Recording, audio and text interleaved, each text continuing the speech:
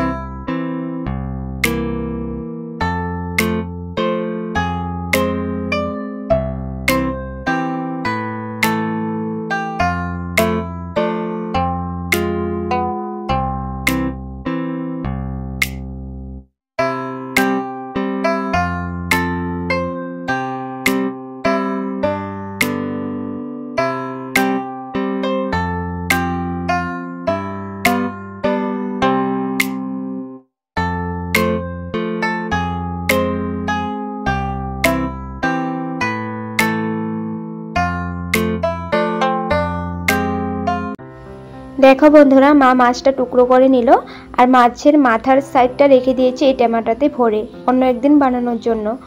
তো টমেটো রেখে দিলে ভালো হয়, কি বিড়ালে নিতে পারে না, তো ওটাই। তো মাছটা এখন চাল ক্লিন করে দিয়েছে, ভাত ডাল বসিয়ে দিয়েছে, তো ওই বাটিটাতে রেখেছে মাছটা। তো গরম জল দিয়ে ভালো করে দেখো রেখে দিয়েছে। তো গরম জলে রাখলে, কারণ শুটকি মাছে অনেক দেখবে নুন দিয়ে রাখে, তো নুনটা গলে গেলে মাছটা খেতে এত নুন নুন লাগবে না, তাই একটু গরম জলে দিয়ে রাখবে, তারপর ভালো করে দেখে ক্লিন করে নেবে। তো হলুদ নুন মেখে মা এখন মাছটা ভাজা করছে।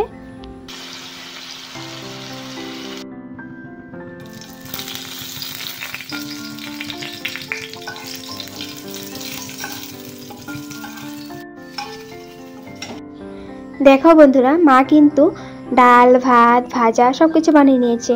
মাছটাও ভাজা করে নিল, মাছের জন্য যে মশলাটা লাগবে ও মশলাটাও রেডি করে নিয়েছে। তো এখন আমি ভিডিও করছি বলে মা বলছে কি তুই রান্নাটা করতো, আমি মোবাইলটা ধরছি। আমি বলছি কেন, আমি তো ভিডিও করছি, করো না। তো আমি ভিডিও করো ভালো করে। তো বলছে যে না মোবাইলটা আমি ধরছি, তুই কর, আমি মোবাইল ধরবো। তো আর কি, মা মোবাইল ধরেছে। তো আমি পেঁয়াজগুলো দিয়ে এখন পেঁয়াজটা ভাজা করছি। শুকনো লঙ্কা তো মা দিয়ে দিয়েছে দেখলেই। তো এরকমই করে মা যখন কিছু রান্না করে, আমি ভাবি যদি রেসিপি তোমাদের সাথে শেয়ার করব, তখন মা এরকম করে। তো যাই হোক, অনেক সময় তো রান্না করে নেই, তোমাদেরকে বলি রেসিপি শেয়ার করা হয় না। তো ওটাই আর। তো এখন আমি সামনে আছি বলে বলছে যে মোবাইলটা আমি ধরছি, তুই কর। তো ওটাই পেঁয়াজটা ভাজা করছি। তো মা মশলাটাও করে নিয়েছে। তো মশলাতে কি কি আছে ওটা তোমাদেরকে বলে দেই। তো জিরার গুঁড়ো আছে, লঙ্কার গুঁড়ো আছে, কাঁচা লঙ্কা আছে, পেঁয়াজ আছে, রসুন আছে, আর হলো হলুদ নুন দিয়ে রেখেছিল, আর একটু সামান্য মাত্র ধনিয়ার গুঁড়াও দিয়েছে। তো এখন মশলাটা ভালো করে কষিয়ে নেওয়া হচ্ছে। তো মা মোবাইল ধরেছে, বুঝতেই তো পারছো মোবাইলটা কোথায় ধরে রেখেছে। তো মোবাইলটা ধরতে একটু প্রবলেম হয়। তো মাকে বলছি ভালো করে ধরো মোবাইলটা, একটু তুমি ভিডিওটা করছো যদি। তো ওটাই আর, যেমনভাবেই করেছে তো করছে। আর তোমাদের সাথে শেয়ার তো করতে পারছি না, হয়তো অনেক সময় শেয়ারই করতে পারি না। ওটাই আর। তো মশলাটা ভালো করে কষিয়ে নিচ্ছি। তো এই যে ঝোলটা হবে, শুটকি মাছের ঝোলটা আলু দিয়ে করা হবে।